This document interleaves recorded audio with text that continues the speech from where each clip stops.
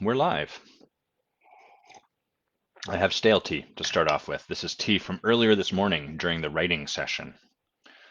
I always, or almost every day begins by getting up at 5:30 and brushing teeth, doing all that stuff, meditating, and then writing for about an hour and 15 minutes or so. And that's accompanied with a full teapot of tea. That's crucial. And so sometimes I get to the point where I finish writing, I got to go do the other stuff in my life, but then tea's here. So leftover tea, no big deal. We'll get through it and then we'll start proper with the good tea. Then you'll get to see the live pouring of the tea, which is what a lot of people are here for. For those of you live on video, you can tell I got a haircut. Look at this curl right here. What is this guy doing? He's having fun. Do I have my Band-Aid here? I got my vaccine shot. Oh yeah, there you can see my little Band-Aid there, hiding that pinprick of virus juice that was put into me. So that's cool. It's nice to have that done, and it feels good that we're like progressing down a path. And what do I want to say about vaccines? Not much. What I do want to say is that for a lot of this stuff, I think the opportunity, hey, good morning, LA. Nice to see you. For a lot of this stuff, I think the opportunity, I'm going to put on some jewelry and make some noise as we warm up. We'll warm up before we get into the real stuff. The opportunity with a lot of this stuff is really to create art. So whether it's the pandemic, whether it's something going on in the world that you do or don't like, whether it's the way someone around you is showing up or the way your partner is showing up, I think part of the opportunity in life is to create art with it. And so one of the first stops to creating art is the really, really human experience of this shouldn't be this way. So like something's happening and it shouldn't be happening. And so what that creates is a gap between the way the world actually is and what we expect or feel are owed or just feel should be. Here is what would be just, here's what's happening. And when we create that gap between our expectation and what is, that gets in the way. Hey, Leo, thank you. This is a post-vaccination haircut. So as long as we have that gap, that makes it harder for us to create art, because instead of kind of meeting the world where it's at, we get caught in like, well, but it's not where it should be. And then we get fixated on that part. And all of our attention goes towards like, it's wrong the way the world currently is. Bonjour, Raphael. And just to be clear, this doesn't just happen with the world, this happens internally too. So a lot of people, I have a client that I was working with recently, and she's doing like amazing work that very few people do to get complete, which is to say she's basically going through the difficult, challenging process to let someone she's upset with off the hook, more or less. Really what's happening is she's practicing forgiveness. And so that requires like expressing what's there to express, and then taking a look to see how she can be responsible on her side, and then how can she open back up her heart and start to acknowledge the person over there. And it's really tough because she's got some stuff built up on this person, like all of us do. We build up, I think of it a lot like lime on a kettle. You use a kettle enough, lime builds up. It's not that the lime shouldn't be there. It's not that you're using the kettle the wrong way. It's just that is a consequence of using a kettle. And so the same thing is true in our relationships. If you be in relationship with people, you're just going to have this stuff build up. And if the people happen to resonate with you on particular levels of energy, they're going to especially trigger you, and that's going to have more of this stuff build up.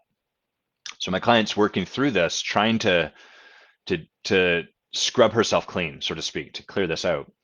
And it's amazing to me. She got on the phone with me and she was sharing like, I've spent like 2 hours trying to do this, and I'm not there yet. Like I can't seem to let go. And over here, I was just like, holy crap. Like this person in front of me has every reason not to let that other person off the hook. And yet she is sitting down and devoting 2 hours of her life to the act of forgiveness. Just think about that. Like, just consider that for a moment. you've got a busy life. I've got a busy life. You're up to all this stuff. You got a ton of things to do. You already know what you're going to do when you come home from work, probably. You've got plans, like your life is set up and structured, and there's all this stuff to do. When was the last time you sat down in the middle of your day and devoted 2 hours solely to forgiving someone? That's like dedicated, committed practice to forgiving someone. That's really remarkable. And she was filled with judgment about, like, I should be able to do this. This is taking too long. I'm frustrated. Like, really having a hard time forgiving herself for the way forgiving was going for her. And the analogy we were using was that it was a little bit like a flower unfolding. You know, flowers unfold in their own time, in their own natural process. But her holding on to this idea, like, this flower, hello, Alexandra, this flower should be unfolding faster, and like screaming at the unfold, open. It's not how a flower works. And even if shouting at the flower got it to open, that's going to cause some damage. It's not like and at worst, it's going to do nothing. And you're just going to end up with a hoarse voice and feel like an idiot. And so that was an example, another place where she had an expectation of how forgiveness should have gone for her. And then there was how it actually was going for her, which is like, oh, this is really like, this lime is really caked onto the sides of my kettle. This is requiring even more scouring, getting this clean. And from that gap that was created where she was like, here's how it should be and here's what is, she had very little room for her own process, the natural unfolding of her own process. And so oftentimes a lot of the work to support people creating art in the moment is to help them release their expectations. That's not as simple. It's just like, oh, I just need to release my expectations, because that's rarely how simple it is. But as we do whatever work is required to let people let go of what should be so they can come down here and be with what actually is, that's when we can start to create art with stuff. So if we're with someone and they're getting really angry, or if we're with our partner and they're our spouse, our romantic partner, and they're getting annoyed with us or upset, the default is like, well, they shouldn't be upset because I apologized, or they shouldn't be this way because it's rude or stupid. That's often our human stuckness where we get caught. But if we can release that, if we can get supported and do whatever work there is to let go of how they should be showing up, and instead just to don't shart, that's not a part of this, to start being with them as they're showing up and really doing the hard work to get ourselves to a place where it's like, this is exactly the way there is for them to show up because that's how they're showing up. From there, we can start to create art with it. My partner is angry. How could I create some art with this, as opposed to being annoyed with them that they're showing up the way they are and they should be different? As soon as we get into that, it puts the brakes on everything. A lot like improv. If you've ever done improv, and even if you've not, yes and is a cliche now, but that's the nature of art. So in improv, someone shows up and they're like, I just bought this pig from the market. And you're like, that's not what's meant to happen. You're meant to come, the way I want to do this scene is that you come through the door and you tell me your dad died. I've already got stuff prepared. That stops everything. And what allows the artfulness of improv is to just, yes, that's what's showing up. And what do we create from there? So it becomes very artful. It's easier to do that in a setting like improv because it's all made up and it's clear. In real life, the consequences feel more, the stakes are higher, the consequences feel more real, we get more fixated, we take it more personally, but the opportunity is still to meet the world with that same open, yes and kind of stance. If we can do that, we can start to create much more art. The reason I got on this topic is because that's the way I've been doing my best, not always successful, but doing my best to relate to the pandemic at large. So like, okay, we're in lockdown now. I can't go out and do stuff. So I could be frustrated. I could kind of get mad at my government for their bad decisions. I could write angry posts, and that could be the art that I choose to create for a while. Or how might I partner with this? How do I, kind of like Aikido, how do I merge with the fact that, okay, I got to stay home. What's the art we're going to create there? I'll tell you what the art was. Started reading more, started making cocktails and drinking them more, started getting quite good at making cocktails, and Bay started gardening. So that became our art. And Bay and I grew more together through that same art. So I think like for me, that is part of what human actualization is really about, is how do I move more of the stuff out of the way so that I can start to unfold life as me. Let life unfold through me as Adam, as you, as whoever it is that you're listening to this through. Started to get a little confused at the end there. We'll just step right over that. Let's not even worry about that. Well, I'll talk about cocktails briefly. So my foray into cocktails is, first, we've had a pub for a long time, and I've always liked craft beer. But for some reason recently, I guess when this all started, I was like, I really want a whiskey sour. I don't know how to make that. So learned how to do that. And at first I bought like agave syrup because I couldn't find simple syrup in the store. Simple syrup's just equal parts sugar to water. You boil it and then cool it down, and then you have basically a very simple sugary syrup. And I was like, this tastes bad. And so I started to learn how to do that. And I got like a crappy cocktail shaker. And I was like, oh, that was pretty cool. I like that. It's like cooking from a recipe a little bit. And then I was like, oh, I really like a Negroni. I'm going to make those. And then that just got me inspired. Like, I wonder what else, now that I have Campari and I really like what's called Amaro liquors, which are bitter liquors, what else can I make with that? So I started buying, I looked up like what are the essential bartender books, and started reading through those, just a bedtime reading. And then recently, what I've gotten onto are two books. One's called The Flavor Bible, which is quite a famous book in cooking, and the other one's this one called The Flavor Thesaurus. This is just the cover. I don't have the book in here with me, but I'll show you on the inside of their cover. This woman has created this huge flavor wheel. And so I guess I don't fully understand how this wheel is actually meant to be used. She's kind of put different flavors into different categories. So like the sulfurous category would include like onion, garlic, truffle, cabbage, broccoli, interesting, asparagus, egg, of course. And then that, I guess this means it blends well with marine flavors, which then blend well with brine and salt flavors, and so on and so forth. First of all, that's just a beautiful wheel. More valuable in the book is you can look up like the flavor rhubarb, and then like the Flavor Bible, both of these books are like rhubarb. These are the characteristics of that particular fruit's taste. Here's what that complements well with. So that's been kind of cool, because then rather than just following a recipe, now I can start to experiment and be like, okay, I just got a really great rhubarb liqueur. What would that blend really well with? Oh, grapefruit. Oh, ginger. Okay, cool. I can start to like mix and match. So it's been a pretty fun game. I've been enjoying doing that. Consequently, I have been drinking a little. The trouble is cocktails are very delicious. So I have to be a little cognizant of that. What are you guys picking up in the pandemic? If you're one of these people, tell me who's here.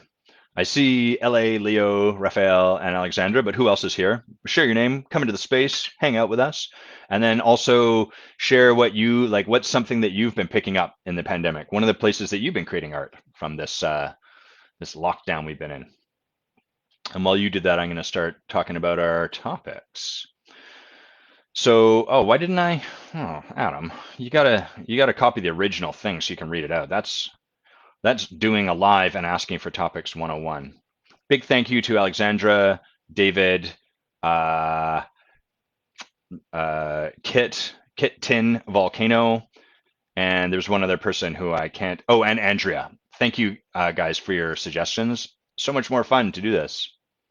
I kind of wonder if Facebook's algorithm has changed again, because I put out a request for topics, and usually I get a number back, but this time I only got about one each time I posted it. I posted it 3 times. So I'm not sure if there's a shift going on there, what's happening.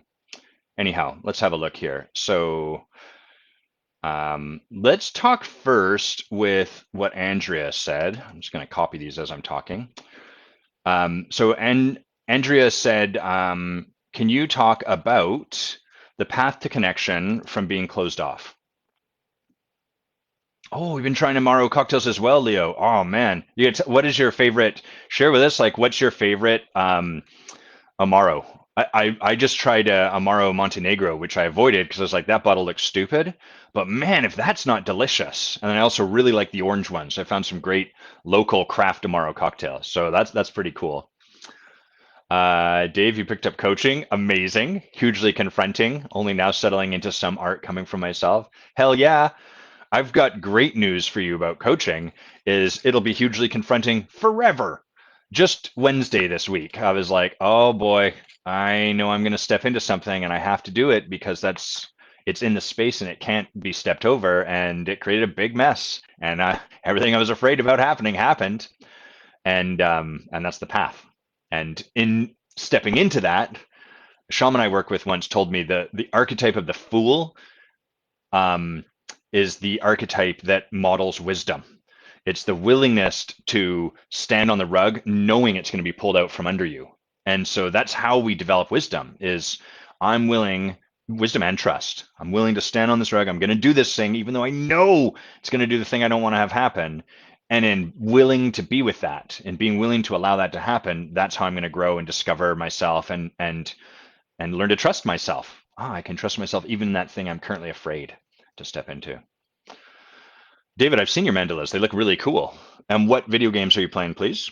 I'm playing Pillars of Eternity 2 and Dead Cells right now.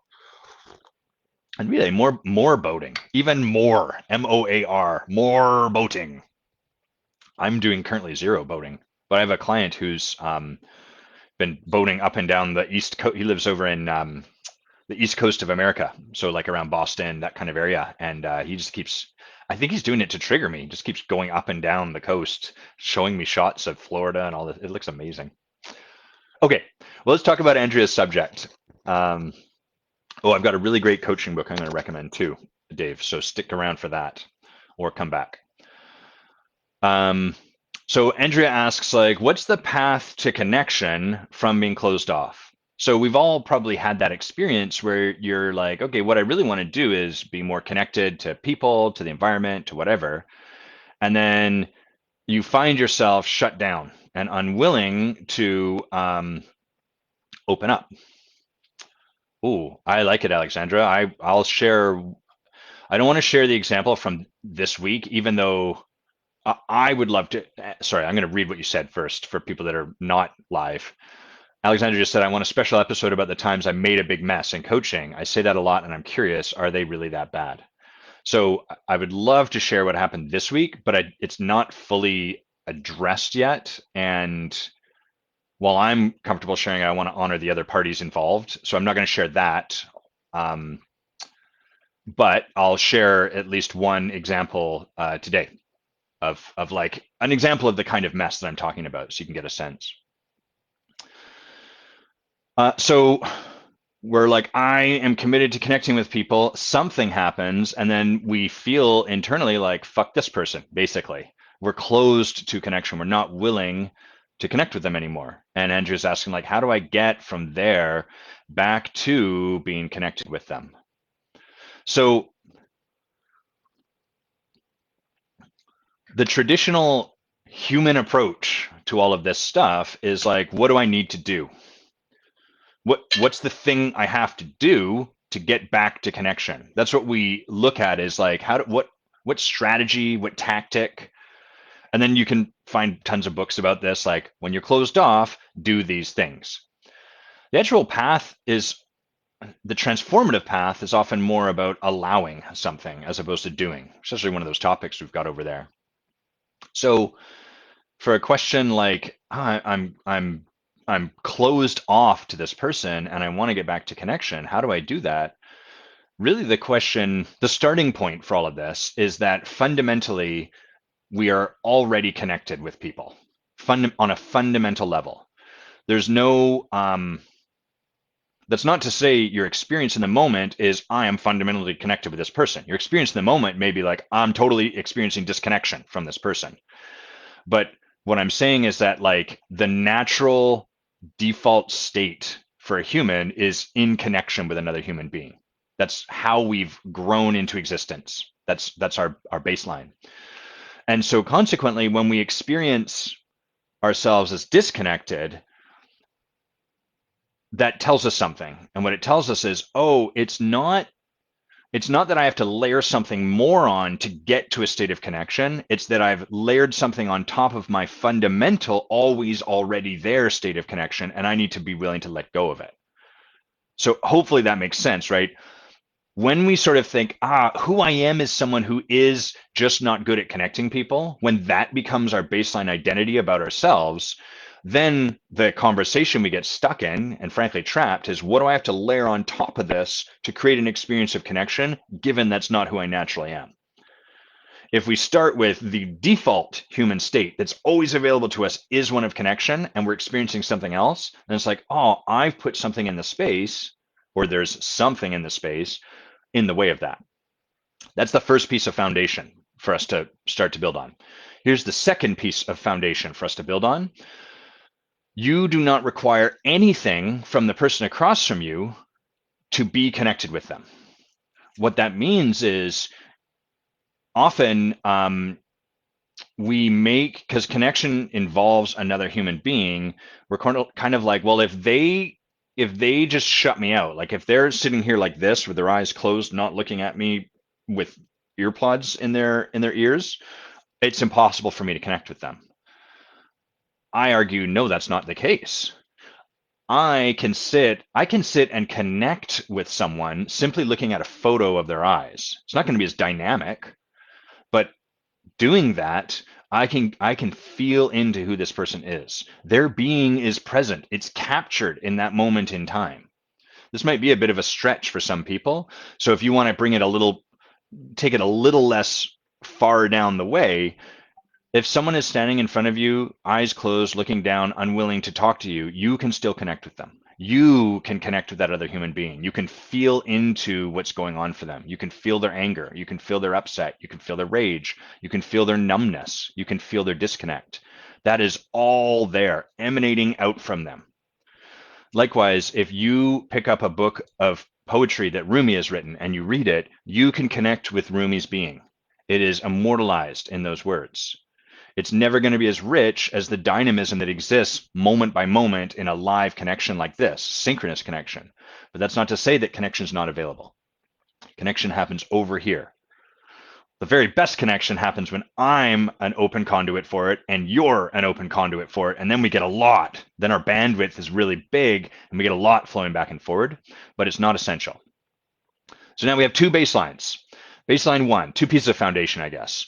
Foundation number one is the default state for me and for you and for that person over there is one of connection.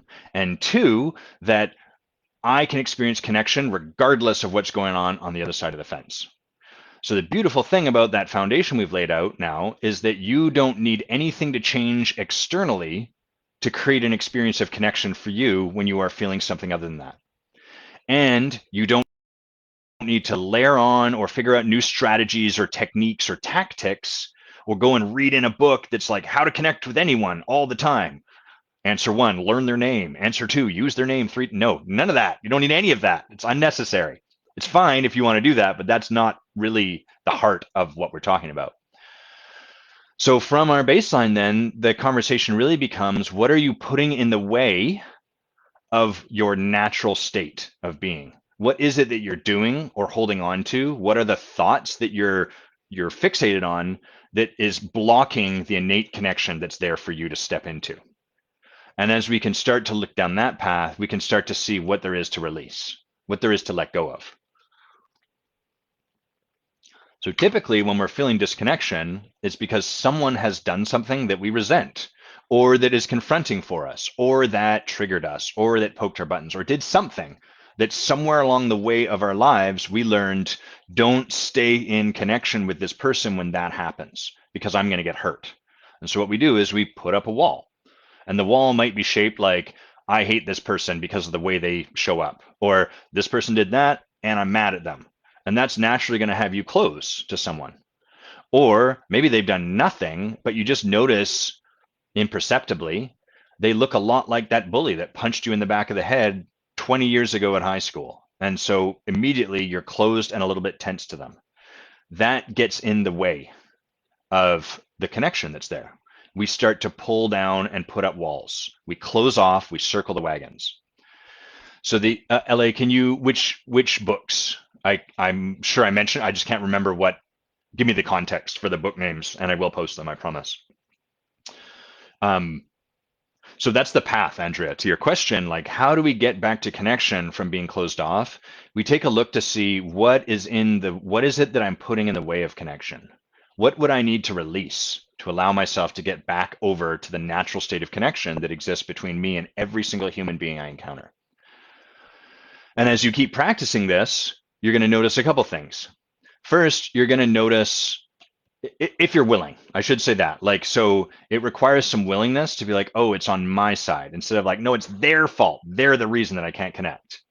So if we're willing to let go of that and to really start to look on our side, like, hey, what is it that I'm putting in the way of connection?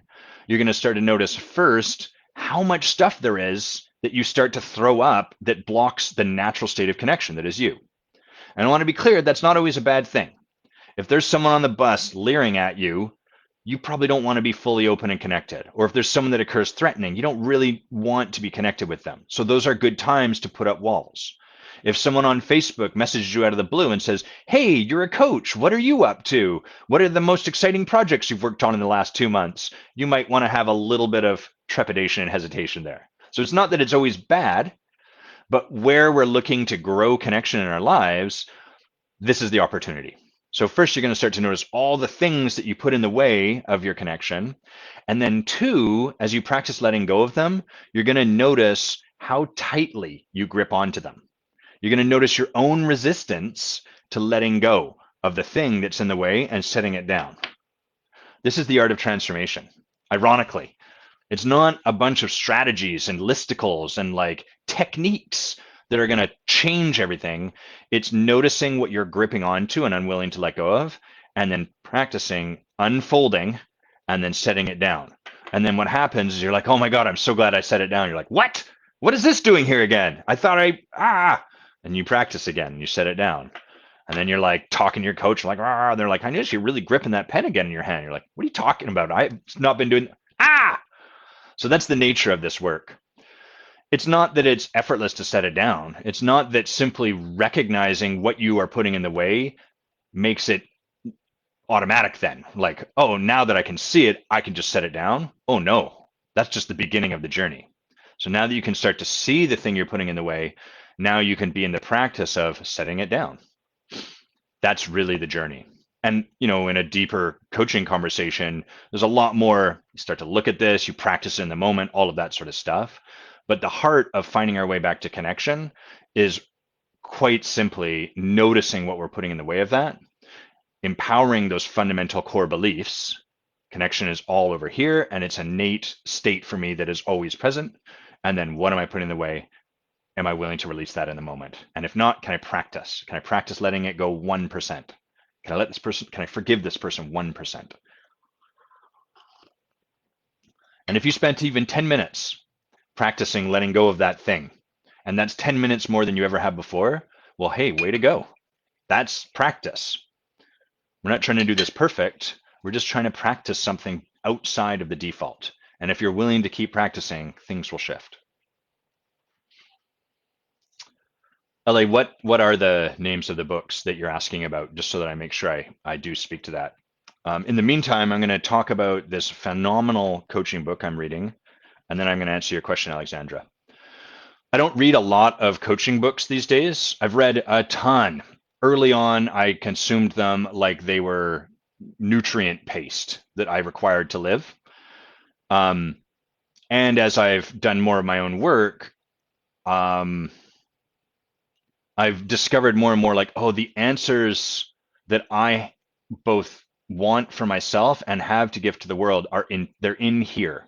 It's not that they don't require work. They require a great deal of support from my coach and the other people in my life that support me to unlock them, to actually allow me to see the answers. But that's where the work is, as opposed to hidden in a book somewhere. And I just read it. Now I know the answers. Now I can actually go into my life and do the stuff. So I think this is a natural progression for a lot of people. And the mentor I've been working with as I've gone along to submit for my master certified coach credential, we got enough of the calls. She's like, you're ready to submit. And then we had some time left. And I was like, what do you think we should work on? Like, I know it's my opportunity to say, but I also know I'm often unsure. I'm not so good at seeing what I could get supported with. So would you be willing to share some of the stuff your other people have done? And she recommended this book. She said, read this book, A Shift in Being. And maybe you want to like get supported through that book. And so I was like, okay, cool. I'll check out another book. It's been a while. This is without a doubt, like no contest, the best book I've ever read about coaching. The full title is A Shift in Being, The Art and Practices of Deep Transformational Coaching. Here's the spine test. I'm right up to this point in the book, but you can see sort of all of the darts. These are all pages. They're like, oh my God, I have to bookmark that. That is such an important passage. Tons of them. The book is replete with these things. And what the author, Leon Vanderpool, does that no other book I've read on coaching does is he distinguishes transactional coaching from transformational coaching, as well as something he puts in the middle called developmental coaching. And he talks about things like how the whole book is about transformational coaching, but before we can even get there, we have to distinguish it. And he talks about how most coaches are innocently blind to the fact that what they're actually doing is transactional, but can't see it. And in fact, most coaches would tell you their work is transformational while being innocently blind to the fact that they're actually not. Two, that the work of transactional coaching tends to be very goal-based, focus-based, results-focused.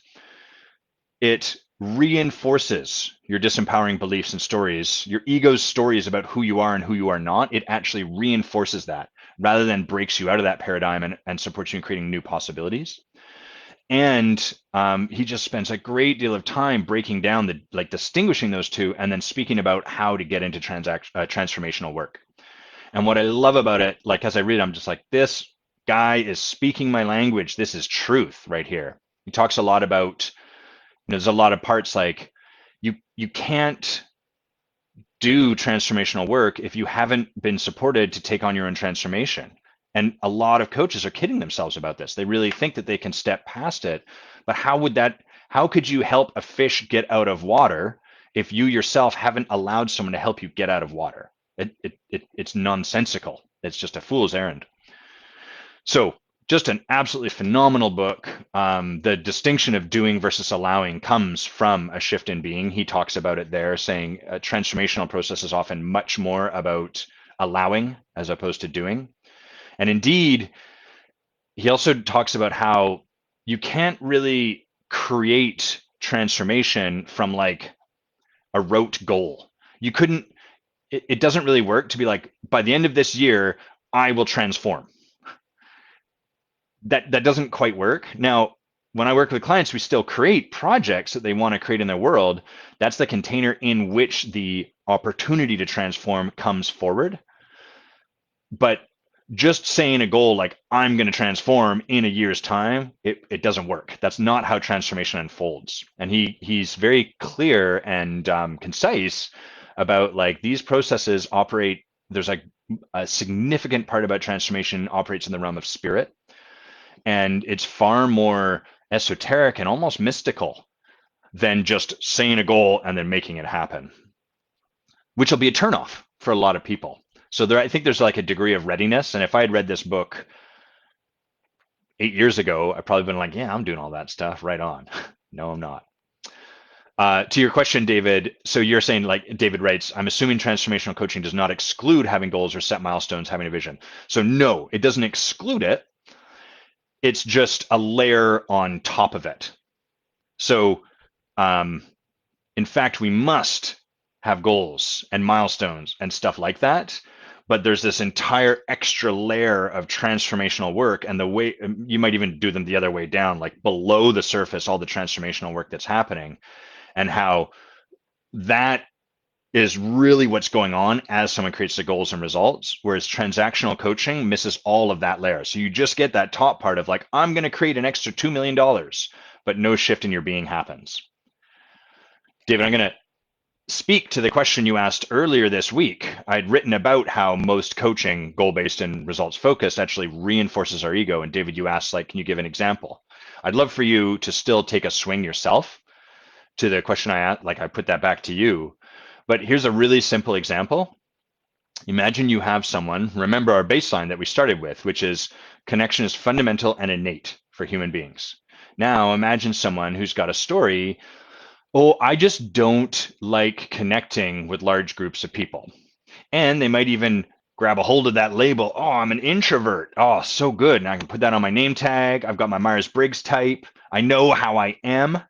And from there, we start to have, maybe they use this book right here, Strengthsfinder. They look up Strengthsfinder and they're like, what is it that, my strength is, I don't know, what do we have here? Deliberative.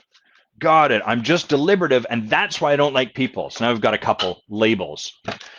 And so what traditional coaching aims itself towards is, got it. So you're deliberative, you don't like hanging out with people, but you do like blah, blah, blah, blah.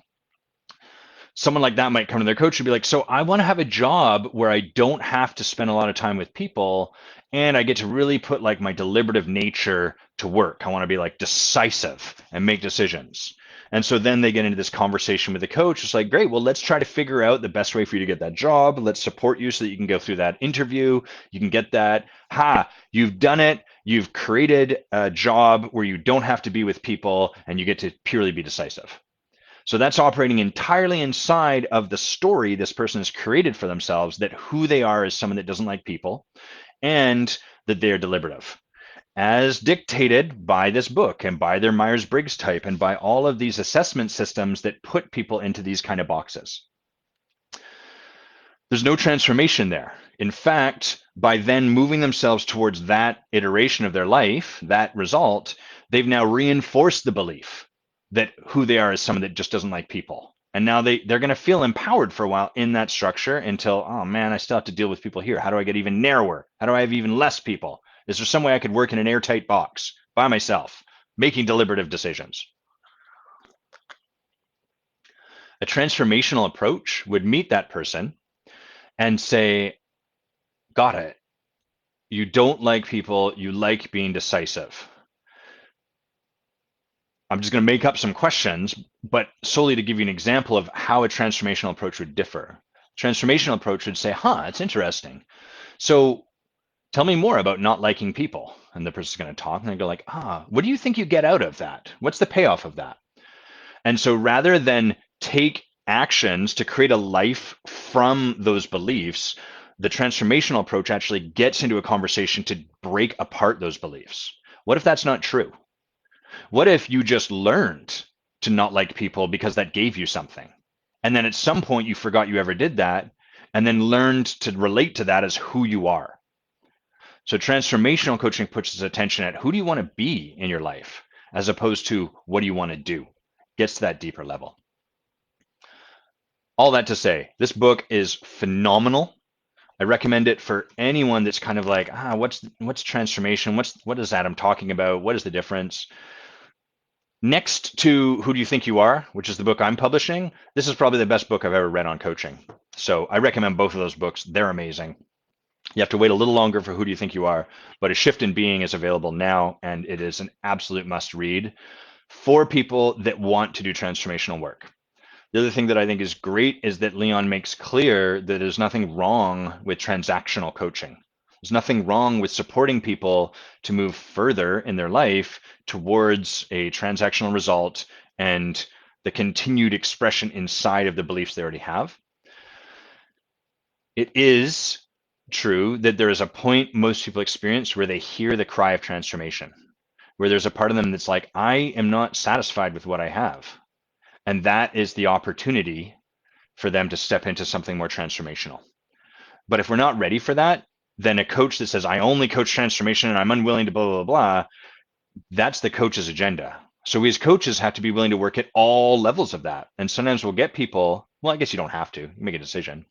Sometimes we'll get people that just aren't ready for the transformational conversation. And for them, we meet them in the transactional realm. Okay, I'm going to come to what you asked, Alexandra. And David, you said, why did I change the name of the book, of my book, which used to be called The Spectrums of Being? A few reasons. The Spectrums of Being was it wasn't really a thought out title. I came up with that initially because I'd been noticing like, oh, it's interesting how in my work as I'd worked with people, they have an essence and then their shadows kind of polarize out to the two, like the overexpressed or the underexpressed. So kind of almost like a hot and a cold version of the fundamental essence they are. And I was like, oh, that's interesting. It's like a spectrum.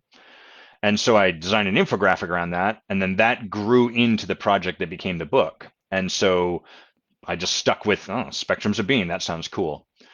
But that doesn't tell you very much about what the concept of the book is. It's like, what is he talking about? Some people thought it was a book about autism, right? The autism spectrum, Asperger's, autism, whatever. And I just didn't find it very compelling. I wanted something a little more expressive. And so the title, the working title, the actual title now is Who Do You Think You Are, is the full title.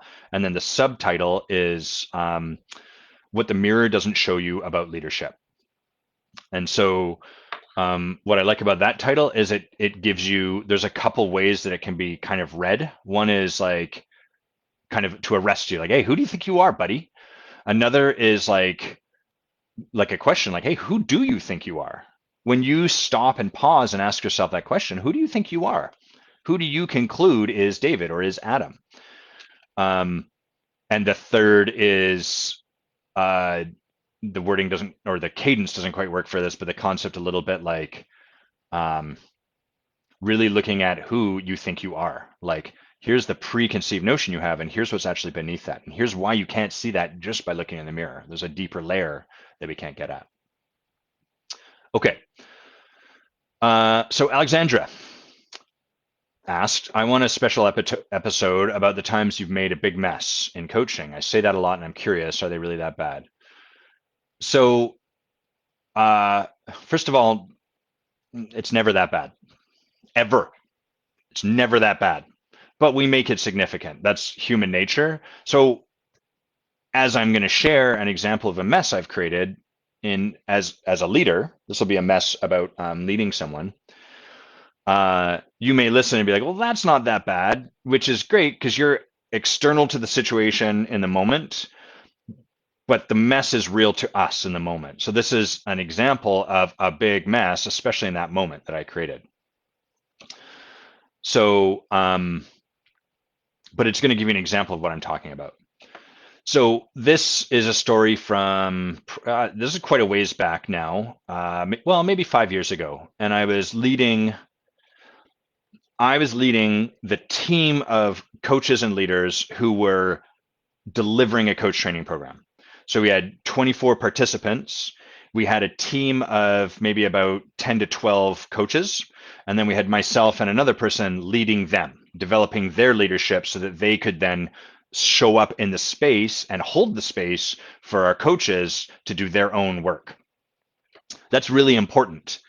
If I show up in the space as a leader and I'm late every single week, that creates a clearing in the space where people are, one of two things happens. One, a bunch of the participants are going to be like, fuck, why is Adam always late? It's going to annoy them. And then that's going to get in the way of them being able to hear what I have to say. Because now there's always this like, yeah, but you're always late. You're never responsible. So the space becomes something other than pristine. And when we're trying to create a transformational process for people, we want to remove all of the things that are going to get in the way of them being able to hear this. Especially, hey, Amerg, I think I'm saying your name, Amerglele. Tell me how I say your name. And hi. So we want to get that space as pristine as possible, which is a high bar. Higher than you would probably have experienced in most places in your life. So that's the aim. We're sitting down to support our leadership team so they can get out past whatever's going on for them so they can then show up and be in that space and hold a space for transformation, absent their stuff showing up. Here's another example, just so you can kind of get what I mean. Sometimes we'd have people show up in the morning. We were doing what was called clearing. So I and this person, my partner, were clearing the team, which is to say addressing what they're bringing into the space so they can get past it so that it's no longer in the space, so they can then blah, blah, blah. Sometimes people would have had something go on that they're really sad about. Hey, Mia, nice to see you. Good evening. So people show up and they're like, fuck, that's what's in their being. I'm really sad. I'm devastated. But how they're showing up is like this. So it's all fine, and like they're putting a layer of like, I'm here to do the work and I'm super inspired over top of fuck. That is going to contaminate, so to speak, the space. People feel that. All of you have felt that. I have felt that. You felt that with people where you're like, how's it going? And they're like, fine. And you're like, ooh, it feels like you really need a good cry. But for most of life, we don't address that. What we do is we play out the game of socialization. So you tell me you're fine, even though I can tell you're not. And I kind of, as part of our implied agreement, don't poke you there because I can tell you don't want to be poked there. So that works in standard day-to-day, just normal nicety conversation, because we're all trying to get by and we're not really committed to transformation. We're committed to like things going the way they're going. In a transformational space, that doesn't work. So if the person's showing up like, I'm fine, and there's this thing in the way, that then is going to, again, contaminate the space. And so the participants now, that they're going to feel that energy and they're going to be like, what's going on with Frida? Why is it's weird? She's saying she's fine, but it doesn't feel fine. So it's going to distract them. It's going to call them to look at it. It's going to pull their energy and attention. And again, it's going to create a clearing where the way we show up in this space is that if there's something that we're having a hard time being with, we layer over top of it and we get through. And that doesn't work for transformation, because transformation is about what's real. What is there here to be addressed? Let's address it, even though we've got resistance to it. So we can't let Frida show up and be like, it's fine, it's all good. So that is the context for what we're doing with this team. So we start our day. I sit down with my leadership team and my partner. We don't yet have our coach, like our participants in the room. We're clearing for an hour beforehand. And this woman comes in and she's a little bit late. And she's like, I'm sorry, it's been crazy hectic. I'm sorry. I'm like, okay, no worries. Thanks for letting us know. And we sit down and I'm working with the team. I'm checking in with them. Hey, what's going on? What are you bringing into the space? What is there to share? What are you present to in this space? So I'm training their ability to see what's in the space as well. And then we get to this woman. I'm going to call her Frida. And it's clear something's up with Frida. It's so clear. And it's kind of like vibrating off of her. And so I say, how about you, Frida? And she says, it's been rough. Can you just move on? She says it quite like that. That's like, just fuck off, leave me alone. Just let me be here. So I'm going to draw a distinction here, which is that in a non-transformational conversation and the conversation that pulls our own, what we call survival mechanism, what happens is we collude with that part of her. Oh my God, she's going through something. Yes, let's honor that. Let's create a safe space. Great. Totally 100%. Let's just move on. You may have even already felt that show up as I'm speaking about where this woman's at. Oh, great. Adam should leave that. That's 100%. Don't touch that. Which again makes total sense when we're not in transformational space, but we have committed to something, us and this leadership team. And what we've committed to is creating a pristine space for the participants to come in so that they can get the transformation that we have promised them. So as a leader, it doesn't work for her to show up that way. That would be like Martin Luther King planning out this 1,000,000-man march and then waking up and being like, fuck, I'm really pissed. I'm just not going to, don't talk to me about that right now. I'm just going to show up. And he's got this weird energy and he's sort of talking and trying to be inspiring, but we're like, what is going on? It doesn't work. So this is where leadership comes into conflict with the default human way of showing up. This is also why you're not used to actually the experience of having your leadership developed. You're much more used to the experience of hearing people talk about it, because this clash is where people pull away and we're not even aware we're pulling away. We just automatically collude with what their ego and its desire for safety and the status quo and normalcy draws us into. So there's this collusion that happens that we're not even aware of. So She's like, I'm fine. Could you just move on? I'm like, no. In my head at this point, I'm like, there's no way that I can move on past that. It's totally in the space. Everyone's got attention there. I understand how she feels. I really get it. I'm actively like putting my heart over there. And the answer is no. And the reason it's a no is not because I need to do anything, but because I'm standing for the commitment she made to be a leader, to create the breakthroughs in her leadership, so that then she can hold this pristine kind of space so other people can begin to do their work. I'm not going to do what happens next because there's something wrong with the way she's showing up. I'm going to do what happens next because I'm standing for the commitment she and I have both made. That's really important. What often happens is we're like, it's wrong the way they're showing up, so I'm going to come at them. And then what that person is left feeling is made wrong. And then when we feel made wrong, we get defensive. We get into the karate stance. Well, fuck you. So all of this is happening. I kind of look to my partner, and in my head, I'm like, I don't want to touch that bear. That bear seems mean. I really want to move on. I really don't want to have this conversation. And if I don't, no one will. I'm the one leading. It's on me. I am the leader. This is always the work as leader. Who's it on? Me. Oh, I'll just wait. No, I can't just wait. It's on me. I'm the leader. So I say, hey, Frida, I'm so sorry. I really get it. I understand, like, it sounds like things have been rough. And, I also get you really want me to move on. And I'm probably going to create a mess here. And it doesn't work for us to just step over this. That's not going to work. We can't do that. And what she says is, I don't get to say much more. She says, well, go fuck yourself. And she gets up and she walks out of the room. So that's not how these morning clearings are designed to go, just to be clear. So first of all, there's the mess, right? I'm clear it's going to happen. I don't know how it's going to unfold. I don't know what the particular flavor of the mess is, but I'm really clear that everything in her energy is saying, fuck off, don't touch me. And I'm also really clear that our commitment, our shared commitment to developing her leadership, which she is committed to, and to supporting transformation, I am 100% clear that our shared commitment requires that I do something. And so I do it. And I want to be fair here. We're all practicing something new and uncomfortable. So like, it has to be, that's the nature of leadership, right? So I'm practicing out on my edge too. And from there, it's likely that I could have brought more heart. Like, I don't want to give the impression I did it perfectly. It's all over there. I was probably a little bit triggered. Like, I can feel the energies telling me to fuck off already. I was probably a little bit like, this is wrong. How are you showing up?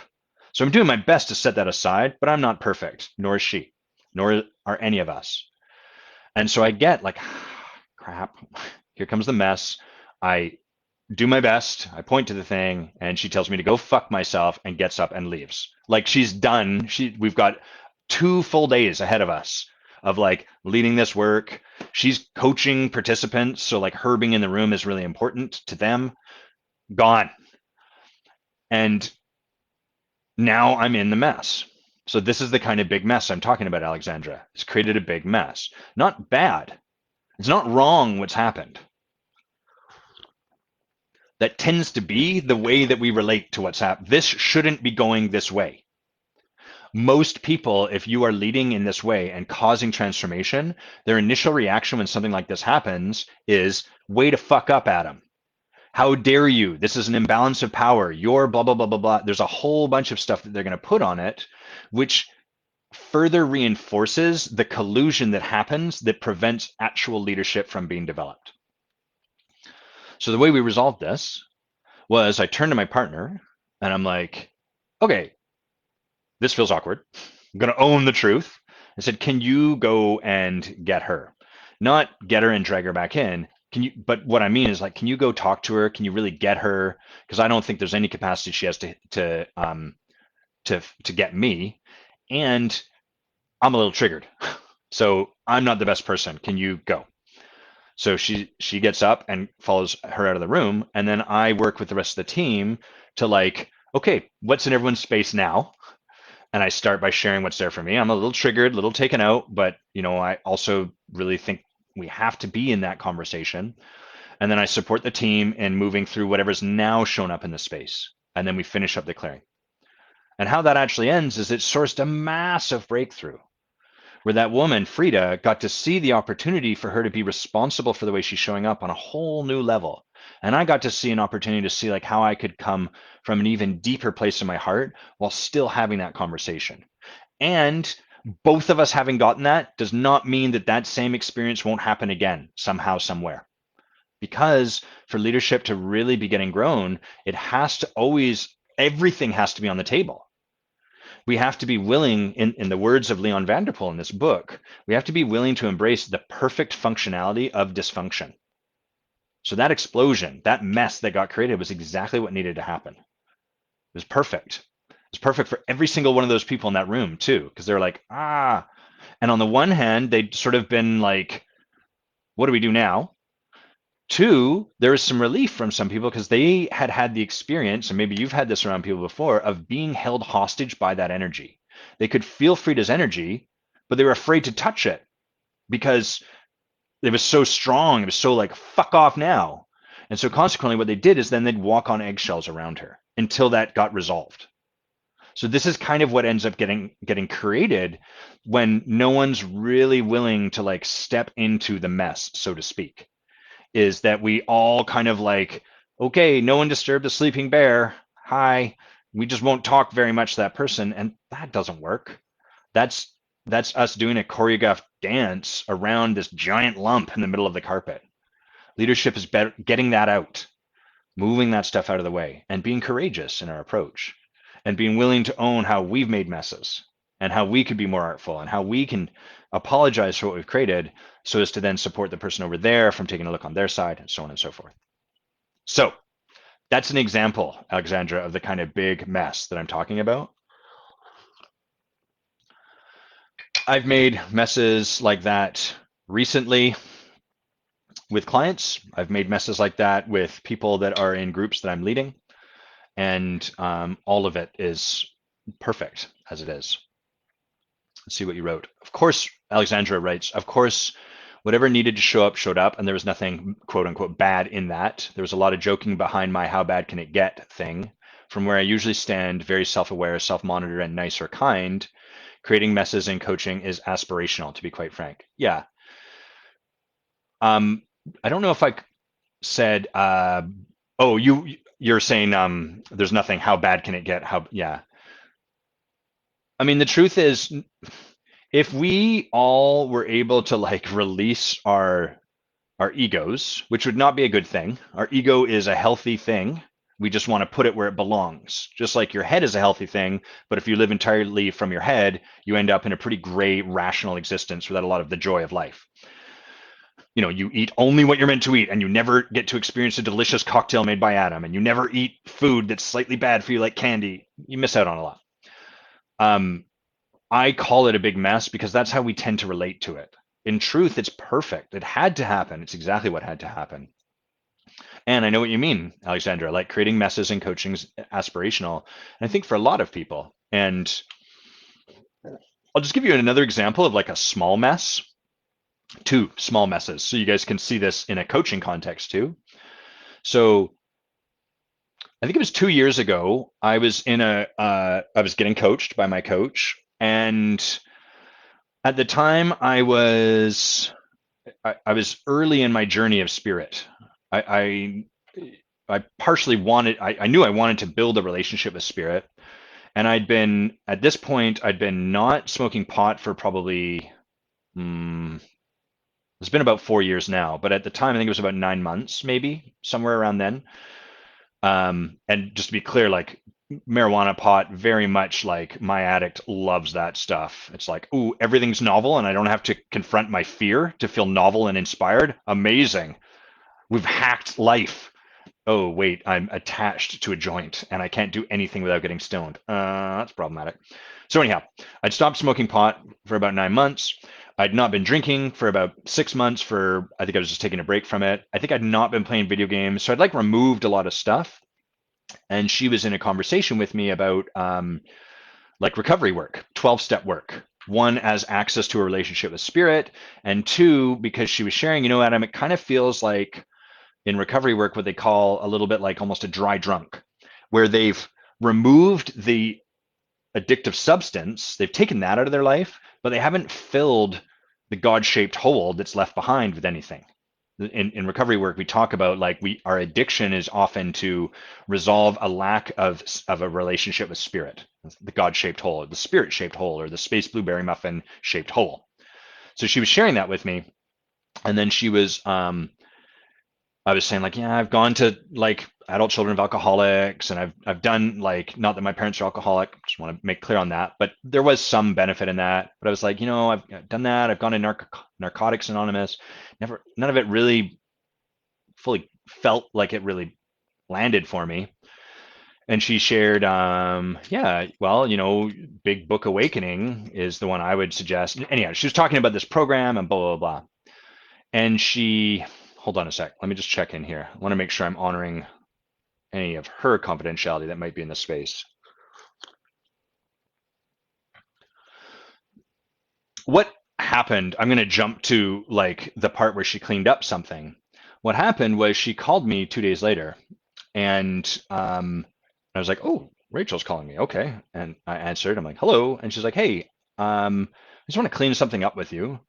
We were talking on whenever, and I lied to you, and certainly not my commitment, not a big one, but like, I just wanted to clean that up and let you know. And it was like a really small, it wasn't like a big thing at all, but she was like catching herself, like, oh, there is a place where I kind of hid something ostensibly in service of Adam, but like actually that's just me managing his process a bit. So she cleaned that up, and I was like, oh, great, thank you. The other version of this was last week. Last week I'd been not willing to take a look. I was just like, I'm tired, I'm bored, I don't want to talk to my coach, I don't want to look at my stuff. And so I made an excuse and told her I was going to cancel. I didn't say I don't want to show up on the call, I'm going to cancel. I made an excuse and canceled with her. And so this week I got on the phone and I was like, hey, I want to clean something up. This is what happened last week. Not actually the case. Is there anything I need to clean up? So those are smaller examples of the potential for creating a mess, and then actually being willing to go all the way through with it. Do I need to clean anything up? Come clean, whatever. And every time we do that, we bring ourselves back into integrity. And at least in recovery work, they'd say we open up our relationship with spirit, because we're moving our stuff, the stuff we're holding tight and that stops us from fully unfolding. We're like moving that out of the way. That's what the whole process of amends is about. In recovery work, as you go through the steps, you get to a point where you're making amends with people. And you're making amends not for them. You're not making amends for you. Well, you kind of are for you. You're making amends so that your relationship with spirit can be opened up and you can have a clean conduit.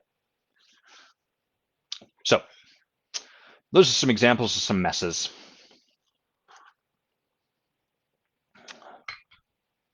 Let's see. What do I want to talk about? I want to talk about leading through the breakdown, which Kit brought. So Kit said, how do you have confidence in your leadership, even when you have an area in your life that is shit and the tools aren't working? That's so great. This area of my life is shit and the tools aren't working over here. How do we have confidence in our leadership from that place? So let's see. What's our bedrock here? There's a foundational piece. I just want to get my hands around it before I say anything more. The foundation for leader is not that their life is perfect, nor coach. And remember, over here, coaches lead and leaders coach. So that's not our job as leader. Our job is not to have our life all figured out and perfect, and then from there I can lead you. That's the temptation. That's what our ego is trying to sell us on. And then consequently, that's what almost all the marketing in the world is rooted in. So like our ego has us buy into this idea, to lead, I got to have it all shiny and clean. I was supporting a coach who he was like, can you support me a bit with like my marketing and stuff? And we were just exploring what he was sharing with people, and it was so polished, and it was like he was like, I really want to write more, but I draw it blank. And I was like, great, well, why don't you write about that? He's like, well, I can't do that because then like that's not going to inspire people and connect with people and blah blah blah. Yeah, but that's where you are. That's your humanity. That's what's real for you. Do you want people to connect with you as you are, or do you want them to connect with some image that you're putting forward into the world? And we don't really distinguish those two things. We don't really separate those two things. We just do that second one. So you can see this. It's avidly apparent. So much of it is like lip service. I used to be bad. Now I'm good. And here's all the ways I'm good. Blah blah blah. So that's the ego's temptation. It's what it seduces us into to playing with, and then that's what we tend to do. But it's actually not what leadership is about. Leadership is about a willingness to show up exactly as we are and lead from that place. And showing up as we are includes a willingness to own where we are. That doesn't mean I can own that I'm really mad. Now, let's talk about you. It means like I can own that I'm really mad, and what I need right now is to go and blow off some steam. I got to go and do something. I'm so sorry. I'm just not actually in this moment able to show up. I'm going to clean up with you in a sec, but I have to do that first. So it's a willingness to really be really responsible for what's going on, not responsible in the way that we typically think of it, which is like I cut my head off and I put it over here and then connect with you that way so that my heart and everything going on that's real for me is siloed away from it. That doesn't work, and it's not what leadership is about. So to Kit's awesome question, how do we have confidence in our leadership even when there's an area in our life that's shit and the tools aren't working? We own it. We show up as that. And that's where real power lies. That's where people really start to feel, well, they get to see something modeled. And what they get to see modeled is like your humanity as a leader. Oh my God, you don't have it figured out either. Fucking thank God. Because if you don't have it figured out, maybe it's okay that I don't have it figured out.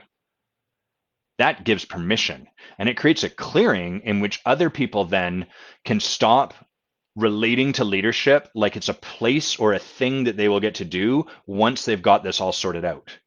Because what that does is it does two things. First, it misinterprets what leadership actually is, and two, it in a funny kind of way gives you a way out of becoming responsible for your life in this way, because you got to get this other stuff cleared up first. I got to put out all the fires in my life before I can talk about leadership. So just let me do this for a little while longer, and then no. The opportunity is to show up and be a leader now. This, by the way, is not comfortable. So like you can imagine that person, Freda, the pseudonym I was working with, it would be much more comfortable for her to get to keep playing the game of like, look, pass by me, I will be ready to lead in a while. No. Be leader now. Show up as this and allow us to support you and develop your leadership so you can move past this to the point that you're able to then show up. To be clear, this can't be done on our own. So that's the second part of my answer to your question, Kit, is the hard part part of the hard part is like a willingness to let people develop our leadership when we feel like parts of our life are shit, and for them to stand for us, not to stop there and use it as an off-ramp. To be like, no, that doesn't work. You got to bring this forward. We had on one of our Forge calls, one of our people were showing up onto the call and they were leading it, but it was so clear there was something in her space. Really like, we didn't know what. Bear and I weren't clear, but we were like, okay, we got to stop you. What's going on? And she was trying to do that thing that we all think leadership is about, which is like, well, I got to put on a brave space so I can lead this stuff. And then afterwards I'll go and whatever. It doesn't work. So the opportunity there was for us to hold the space for her to actually allow herself to experience whatever there was. And what that did was it blew the group wide open. It completely opened up the group because she allowed herself to be completely opened up. And this is how leadership happens. We as the leader and how we're being as the leader are a clearing for how the group is being. So the leader that's unwilling to let themselves be truly seen and that's trying to perform over top of that creates a group doing the same thing. So you end up with this tight group, not a lot of breath, performing, getting stuff done without any of our humanity in the space. Whereas if the leader is willing to show up and like allow someone to develop their leadership and to be cracked open and to allow themselves to be seen in the stuff that feels edgy and vulnerable to be seen in, that then creates a clearing for everyone else in that group to show up that way. And that's what transforms the world. That's what transformational leadership looks like. Some of the reasons like some of the excuses or like valid reasons why not go down that path are like, well, we don't have time for that. We've got to get something done. We are constrained for time, so we can't open that can of worms. That's a lot like someone driving around frantically in a car saying they don't have time to stop for gas because they got too much to do. It's like, yeah, it makes sense. I understand your thinking, but you could spend the next 50 hours doing this thing where you're trying to perform over top of what's actually there for you. It doesn't matter. There's never enough time in the world to do things the wrong way. Be a little cautious about calling it wrong, but like it would be like standing and yelling at a flower to open because you have to cut the bouquet and get somewhere. Well, that's not how a flower works. So you could insist, you got to scream at that flower because you don't have time to wait for the process to unfold naturally. That's not going to matter. It doesn't matter. The process is going to unfold naturally. And so when we as leaders show up in the space and we've got something that's there, what there is to do is to share it and to allow ourselves to be supported by people that are developing our leadership so we can continue to support it more artfully and with more responsibility. So early on, the way this looks is people tend to like, blah, I'm sad and everything sucks and I'm mad. Oh, I feel so good sharing that. Okay, thanks everyone. Let's do this. That's better than pretending it's not there because at least it's out. But what that kind of approach does is it's not very responsible for the impact. It's just like barfing everywhere. And then where the group is left is like, well, is there something I need to take? Is this person okay? Do I need to take care of them? That was kind of messy. I feel like I got some barf on me. So it's not that that's bad or wrong. It's just that there's a next level of responsibility beyond that, which is to allow ourselves to feel and express what's there. And if it's going to take us 10 minutes to move through it, hey, partner, can you take this? I need to go and work something out. I'm going to come back and share it. Or like, everyone, I got to let something out. I want you to know I'm okay, but I also can't pretend it's not there. So that's the next rung of leadership beyond just, bleh, it's all there. Here's the blood from my wrists. People are like, are you okay? That's where people kind of get, authenticity can become this holy grail, but it also becomes like a set of golden crutches where it's like, well, I'm being authentic. This is leadership. Yeah, it's leadership where you are, but now we're going to call you forward to a higher level. Well, I disagree. Great. We're actually doing some leadership here because you got resistance showing up. Right on. We're on the right path. Great question, Kit. Okay, we're going to go to 11:30. What's up, Evan? Senor Meyer. Evan's been leading down in Mount Shasta, leading men's work. Welcome to the live. I'm sure you're like open and just radiating masculine energy at this point. Let's talk about creating results versus being a clearing for results, because this is really like part of the heart of transformation too. So where most most performance-based work, I guess I'll call it, like, so it could be performance-based coaching, performance-based consulting, performance-based friendship, performance-based masterminds, where most of that work is angled at is in supporting you to create results. So regardless of where you're at, how do we get you to create the results you want to create? That will get you results. So that's the first thing. It's not that going down that path is going to deny you the results that you want. But the much deeper level of practice is about creating yourself as a clearing for results to show up in. So this is a new-ish distinction. Like, I think this was originally a landmark distinction, and then my Coach was acknowledging me for creating this in my life, and then I'm going to try to articulate my thoughts on it, but forgive me if it's a little murky. And if you guys can support me, let me know if you're like, hey, I'm lost or I'm following along. Let me know either way so that I can we can go through this together. So the place where I'm going to share about this is kind of like how this has happened in my coaching practice. So in the early days, first of all, I had very little being under my belt. Like I didn't have a lot of transformation. I'd not been very deep in the work. Consequently, I had a lot of armor and stuff like set up, and I was very like, I don't want to go back to law. I will if I have to, but I'm really committed not to. So there's urgency on my part, and I was putting a lot of energy into creating results. Important at this juncture to mention that it's not wrong to be creating results. So those two paths I'm not saying they're bad or better or whatever. So every day I'd wake up and I'd have a list and I'd like, okay, I've got to reach out to 5 people and do all these things. And then I've got to talk to 3 people, whatever. I would really put attention on doing the necessary steps to make the thing happen that I wanted to have happen. And as I was doing that work, I was getting supported by my coach at the time to transform who I was being underneath all of that doing. So that's an example where my attention, what I'm doing on the surface is creating results, and bonus for me, like glad this was happening, I was getting coached to transform who I was being. As time has gone on, there's been a shift. So what has happened, like the way my life is now, is that largely my job is to show up and be in the world. What that means is like, it doesn't mean I just show up like this and relax on a beach, although sometimes I'll do that. I still do a lot, and you've probably noticed this. I create a lot of content. I write books. I do lives. I do a podcast.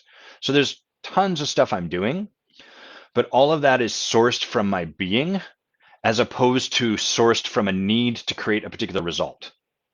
So what is like, if I fully drop into who Adam is and what Adam is here to be, and kind of like what spirit is putting in front of me as the path, what is there for me to do next? Okay, today I feel like creating clients course. That's what I'm going to create next. I didn't do that in order to provide a pathway for people to take that and then take the forge and then hire me one-on-one. That would be an easy set of steps to do. I could create some kind of funnel that way. That's what a lot of funnel-based approaches are. They're about creating results.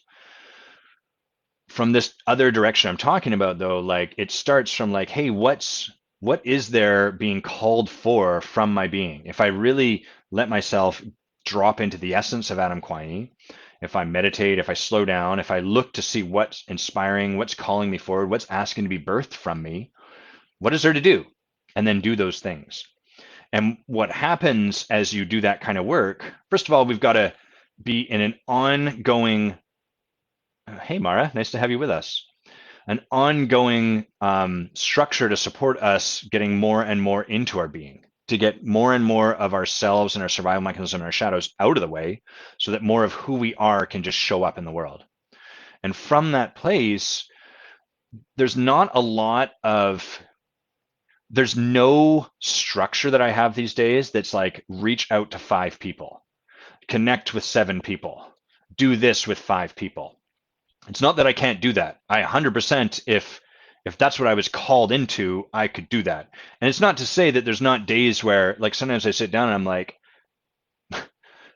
I'm feeling grouchy. I think that what's going to actually get me back into myself is to reach out and connect with some people I haven't talked to in a while. I'm going to connect with 5 people today. I'm going to send them an email and just say, hey, how's it going? This is what I'm up to. So I still can do that stuff. But again, that's sourced from my being rather than it attempting to create some result from there. And what happens as you do more and more of this work and lean further and further down the transformational path is that the results, you become a clearing for results to show up in. So these days, I almost never know where the next client is going to come from. I don't have people targeted that I'm like, that's going to be my next client. That's going to be my next client. Instead, I'm Oh, my life. Oh, it's back.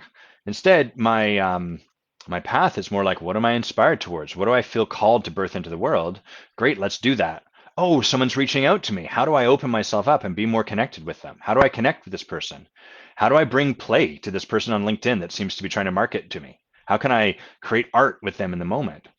And as you do more and more of that, what you'll notice is that the results start to show up rather than being something that you have to like push into the world. They start to take care of themselves. To be really clear, being a clearing for that to happen requires, at least for me, a lot of trust. It's way safer based on my old patterning to have like the schematic with all of the diagrams and the arrows and the funnels and everything pointing that shows the guaranteed result. Well, if I do this, I get that, then this, then that equals ROI. Great, I'm going to keep doing that. That's a process that doesn't involve a lot of relationship with spirit, nor a lot of trust, because all of that is designed to bypass the need for trust. If you can prove to me the ROI, then there's no need for me to trust anything because you've proven it. So that's what I reach for out of my fear. And consequently, that's what I became very good at in reaction to needing to compensate for my fear. I became very good at like making sure it all lines up. Great, there's a sure thing. I'm going to say yes to this. That's why saying yes to law school was easy and why saying yes to coaching was very challenging for me. Because law school has a proven ROI and societally it's largely regarded that way. Coaching has zero proven ROI and is largely regarded as nonsense in the vast zeitgeist. Yeah, so Leo, to your question, I do in the sense that like I'm like the intensive 3 years hence. I know I share this goal a lot. That's the scariest one. 3 years hence, we'll have 150 people at it. What is there for me to take on? So there are still places where this happens. And then I release my attachment to how things go and practice sourcing all the action I'm taking from who I'm being. So it's not that I do still aim for tangible results. And this is a little bit where I think this starts to get a little murkier for me. Like I haven't fully distinguished this for myself yet. Still in the process of like, is it that I totally switch over to a different, like I'm only a clearing for results to show up? Or is it like in my coaching practice, I'm purely operating as a clearing for results to show up, but over here, that's a new edge. So I don't have that fully clear. I love that you asked that question because it's forcing me to take a look. But at least in terms, I can speak definitely in terms of my writing, these live shows, anytime I'm asked to go speak somewhere, and my coaching practice, all of that is sourced from being. So it's a place where results show up. To the point where it used to be horribly stressful when I would get asked to speak somewhere. I'd be like, yes, I'm a definite yes. And then like I'd get my reminder on my calendar 2 weeks ahead of time. 2 weeks, I better prepare. And then a week before, and then that week was like prepare. Have you prepared enough? No, you haven't. Prepare more. So much preparation because it's very fixated on creating a particular result. And these days, often it's like a half hour maybe to sit down before and really feel into like, I'm going to feel into this group. I'm going to feel into the person that invited me. What feels like it's here to be brought forward? And then I show up and I allow that to be the source from which it's brought forward. So not a lot of notes when I'm working through this stuff. It's not a lot of really needing to manage the way things go because so much of it, our being actually knows. There's a wisdom innate in our being beneath the threshold of our mind. Again, that requires a lot of trust, especially for smart people like me, because we're like, but this is so good. I don't want to let go of that thing. So that's the challenge. That's the challenge to start to step further and further down this path. And on the Creating Clients course, some of you have taken that. That's on a smaller level. That's what we're really supporting coaches and entrepreneurs to create is to source clients from relationship and their being, to show up and connect with people and find a joy in that. And if we can start to do that, the results will start to follow behind that, as opposed to us like showing up and trying to force something to happen. Oof, that you can do it. It just becomes quite tiresome and exhausting, and it's not ever going to be the same. It doesn't give you that experience of like deep ease that you feel from people that are deeply in a deep spiritual practice, of which transformation is. So one of the things I love in this book is that Leon distinguishes coaching from therapy. Then he says, and having said that, coaching is very therapeutic. And he also says that transformation in and of itself is a healing process. Coaching may not necessarily be a healing modality like a therapeutic one is, or like trauma-based consulting or whatever, but the act of transforming, the act of allowing more of ourselves and our fullest expression to come through is in and of itself healing, because you are allowing more of the human you've always been to come into the world. And there is a reason you put something in the way of that. And so anytime you move that out of the way, there's an inherent healing that happens. The thing that I want to add on to that is that transformation is a deeply spiritual process, because what you are doing is you are allowing more of the essence, the essential nature that you've always been, to be expressed into the world. You are allowing life to unfold as you. And what that means is you let go of trying to force or make things happen, and you embrace allowing yourself to show up as you into each and every moment. And what that does is it really has you start to plug into the deeply spiritual nature to this life, that you can't get there from trying to think your way to that. It can only happen from letting go of the thinking. What did you write here, David? Sourced from being. Does this mean you always then create the results you want by when you want? No, not at all. It means that I let go of my attachment to creating the results I want by when I want, whilst still being committed in the actions I take. So that's the deal we can create with spirit and with the universe as it unfolds. Is what I can do is be committed in terms of the action I'm taking. What do I need to do? I need to learn about how to bring a bunch of people to an intensive. What do I need to do? I need to invite a bunch of people to that intensive, even though it's scary. I need to get supported to move past my fear. But doing all of that does not guarantee any result. So I release that result. I release my attachment to it while still being committed to it. That's a transcendent place to come from, as opposed to being attached to the result or resigned. It's an impossible goal. I'm going to throw it into the fountain and not worry about whether or not it comes true. Yeah, it's resignation. There's no commitment behind that. David, you're saying it also gives room for operating from being and yet having no results. 100%. And we're always looking for the merger of like right being, right action. So if someone is like, oh, what I'm called to do is to go and sit in a cave for 10 years, great. And they're like, and I really want to create clients. Well, those are in conflict. So there might be a conversation to have to be like, what has you wanting two conflicting things? What's actually going on there? That'd be like a flower kind of like simultaneously trying to open to the sun, but at the same time close from the cold. And it would just be a little weird. So what we're really doing in transformational work is we're getting more and more in touch with the natural process that is always unfolding as ourselves and trusting it more. Evan's saying, I did a speech recently and generated everything in the moment, and it went really well. Took a lot of trust, though. Nice work, man. I love that. And it takes a tremendous amount of trust. Sachko, yes, prepare is my go-to. So that may be a place to practice, Sachko, like a place to prepare 1% less. Trust yourself to already have that and play with that. Come back into focus, camera. There we go. Are we? Yeah, there we go. Snapped in. Evan says, this is great, bro. We can't think our way through all this nonsense. Yeah, totally. Thanks for saying so, Evan. And David says that I can do lives from the cave. That's right. You can do lives from the cave. You can have it all. When someone has a conflicting thing like that, I really want to just relax in a field and do nothing. I had a client once. He did not last long with me. He lasted about 2 sessions. He also told me he wanted to pay. This was earlier in my career. And I was like, I typically charge up front. He's like, well, I don't really want to do that, but don't you worry. I'm 100% committed. And then we had a 6-month commitment and he quit after 2 sessions. That's the way it kind of goes. I do a lot more work up front with people, first to check their commitment and to support them making a commitment, assuming that this is what they want, because commitment takes you through.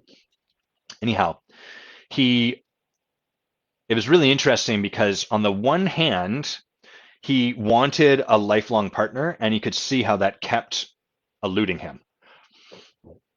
And then we got into the coaching conversation. I'm like, so what do you want? And he was like, well, really, I know I said that, but I kind of just want to like hook up with young girls. By young, he didn't mean like underage. He meant like just younger than him. And I was like, okay. So I wasn't going to fight him, which in and of itself is very conflicting for him. He felt like I had some secret, like, what are you trying to do here? I'm like, not trying to do anything. I'm just meeting you where you're at. So let's explore that, because on the one hand, you want this, and on the other hand, you want that. So which do you want? And so what we're doing is just supporting him to uncover, like, what is the process for him to unfold into? Like, and I don't know what it is. So for him, that process might have been like he hooks up with people younger than him for another 10 years before he discovers there's no long-term relationship down this path. These people want to go to the bar, get drunk, dance, have sex, and then move on to the next person. That's becoming increasingly uninteresting to me. He, I would assert, was looking for me to tell him he shouldn't do that, to like knock him off his course. Tell me I shouldn't do that so that then I go and date the people I'm meant to date to create this goal that I should want. No way, man. That'd be like me telling a flower how it's meant to grow. That doesn't make sense. It doesn't work. You can do it. You can force people down a path, but it's going to leave them in opposition to what's natural. And like grass that grows up through concrete, it's going to happen over time. That's why trying to control people, why giving people advice doesn't work. It works in the short term, but in the long term, it steers them away from the natural path, and they will find their way back there. There's a part of ourselves that's always, always unfolding, always there to unfold into. So that was just a great example, right? Where he had the conflict. I want the long-term relationship and I want to hook up with hot, younger women than me. Fix this for me, Adam. No. How are you going to resolve this? What are you getting out of this? How is this going for you? Is this satisfying? Is the sex good? Is that what you want? Why do you think you have these two things in conflict, right? My job is only to support him in exploring what's there for him. What does he want? Is he moving towards that? Is this working? The nice thing about this, and I'm going to wind down, is that the work of coach becomes simultaneously so easy and simultaneously so hard. It's so easy because the less I put in over there, the less I drive an agenda, the less I give my client a thing to take on, the less I try to drive their process in a particular direction, the better they are able to discover and become aligned with their own process and their own natural rhythm. And it's so hard because everyone in the world has been raised, I can't trust what's within. I need to do the right thing. Do you have the right answer? Give it to me. Fuck you for giving it to me. I'm going to do what I need to do. This is the right answer. Fuck, that's not working. Do you have the right answer? And we've got that person's doing it wrong. That person's doing it wrong. Let me fix all of this so that it's all in alignment and doing things properly.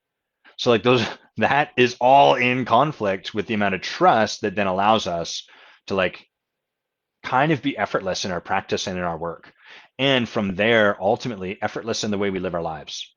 There's no efforting left. All there is just you unfolding naturally into life as you, the person that you came onto this planet to be, and that you will be until you move on to the next existence and whatever that looks like. You can tell, or at least I can, listening to my conversation today, our conversation today, spirit is taking more and more of a place in my life and in the work I do. And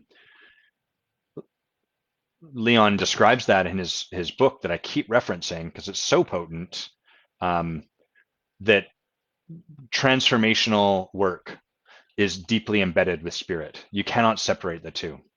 We try to pull away from that because people have a reaction to spirit and they think it means like I can't be religious, or I can't be this religious, or I can't be an atheist, or I can't be whatever. We're not talking about religion. We're talking about a relationship to something greater than myself and my thinking and my thoughts, something vaster than just what's caught in here. So that's the path unfolding for me. I'll share that it's a little edgy to share it here because I get nervous about. I will, Evan. I'll put it in the chat and I'll put it on front of the camera too. I get nervous sharing that because whoops, not Vanderpool. Sorry. I get nervous sharing about the necessity, the presence of spirit, because that's not how I was raised. And the underlying kind of safety for me is like firm, cold, hard logic. That's where I go to when scared. There's certainty in that. I don't have to trust. I don't have to release. I can force everything down a particular path. And so sharing this newly awakening part of myself is edgy because of those reasons, which is such a beautiful, for me, like it's a beautiful practice in spirit. Like, oh, I'm just going to let that go. I'm going to let that into the world. Yeah, thanks for saying that, Mara.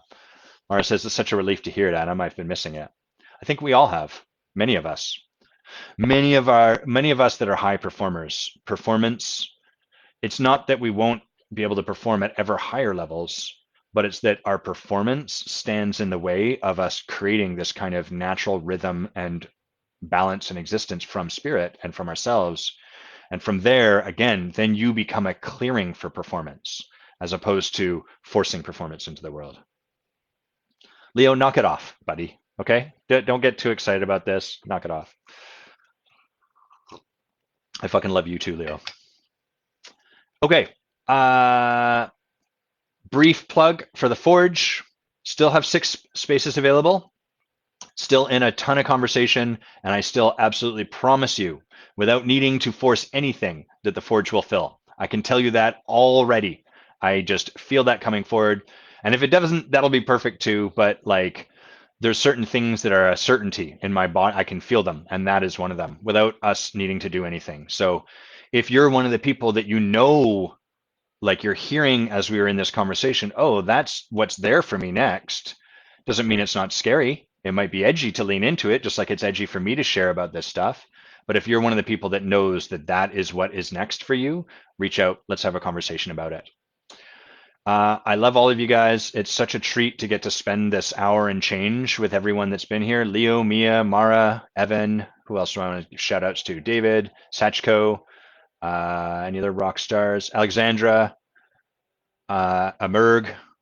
And big thanks to Alexandra, Kit, David, and Andrea for the topics. I don't think I got any last week, and it was just I felt less inspired in the conversation. So it really is a two-way street, and it's a beautiful thing. It's a great example. Connection is there, and it sources something, even if we don't realize it. Thanks, everyone. Have an amazing weekend. Oh, other announcement, it's my birthday tomorrow. So feel free to wish me a happy birthday if you like. I'm turning 42, May 22nd, 1979. Probably shouldn't be giving out personal live for the public, but whatever. Love you guys. Bye-bye.